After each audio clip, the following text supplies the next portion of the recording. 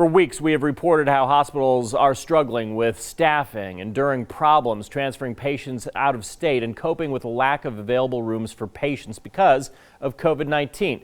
But what happens if Idaho hospitals do hit full capacity? Idaho News 6 reporter Alex Grant has the details on what hospitals say could be right around the corner. If these social distancing cues and your masking and your travel restrictions aren't self-imposed in the next few weeks, I could see that timeline being significantly sped up to the point where holidays, beginning of the year, we'll be at maximum capacity. Hospitals have already stopped conducting general surgeries and have started looking at other hospitals where patients can go if rooms run out, even looking out of state. If all of their strategies fail, the next step would be field hospitals. Can we take over a hotel and convert it into a hospital? Can we convert ambulatory surgery centers? Can we convert them into mini ICUs? So we would look at some of those kinds of things.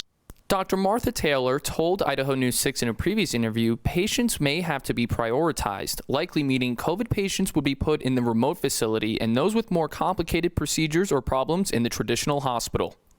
Since it will be the furthest away from all the ancillary services, is put all the COVID patients there because they would all have very similar needs, similar physicians and nurses that would need to be involved in their care.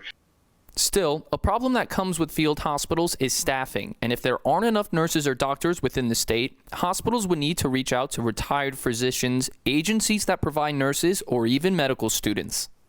Could we take physicians that are still in training in their residencies? Can we mobilize them? Can we mobilize nursing students, PA students, etc.? We will certainly look at all those options. Field hospitals can be used until no longer needed, but then what about resources? Dr. Pate says Idaho hospitals are doing well in that regard, but depending on how long this goes on, there are some areas which could be affected.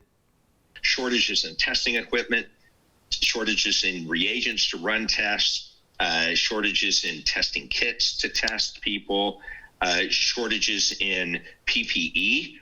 Health officials are again encouraging people to wear masks, social distance, and limit gatherings over the coming weeks, even suggesting isolation for people who traveled or visited others' homes for Thanksgiving. In Twin Falls, I'm Alex Grant, Idaho News 6.